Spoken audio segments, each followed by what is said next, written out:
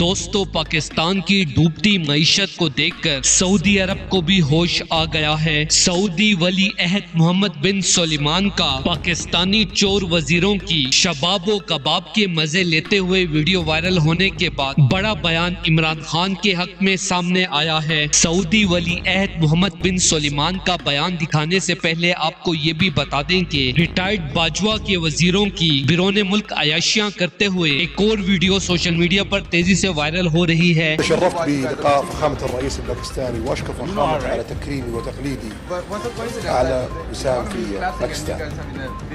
إن العلاقة الأخوية بين المملكة العربية السعودية وباكستان ترتكز على مبدأ التضامن الإسلامي وإنها نموذج تحتذي به الأمم الأخرى، حيث تعود العلاقة إلى نحو 67 عاما شهدت فيها العلاقات تطورا ثابتا عاد بفائدة لكل البلد. جس میں وہ مہنگے ترین ہوٹل میں عیاشیاں کرتے ہوئے نظر آ رہے ہیں۔ یہ دیکھنے کے بعد محمد بن سلمان نے اپنا ویڈیو پیغام جاری کرتے ہوئے کہا ہے کہ شہباز حکومت بوکھلا گئی ہے، پاکستان تیزی سے ڈیفالٹ کی طرف بڑھ رہا ہے اور یہ امپورٹڈ حکومت ہم سے قرض پہ قرض مانگ رہی ہے، لیکن ان کی عیاشیوں سے ایسا لگ رہا ہے کہ عمران خان کے جانے کے بعد یہ پاکستان کی غریب عوام کو مار کے ہی دم لیں گے۔ سعودی ولی عہد محمد بن سلمان نے مزید کہا کہ میری پاکستان کے نئے آرمی چیف عاصم منیر سے گزارش ہے کہ جلد سے جلد الیکشن کرا کر پاکستان کے غریب لوگوں پر رحم کیا جائے۔ دوستو اس حوالے سے اپنی رائے کا اظہار کامنٹ سیکشن میں دیں۔ ویڈیو اچھی لگے تو لائک کریں اور اس چینل کو سبسکرائب کریں۔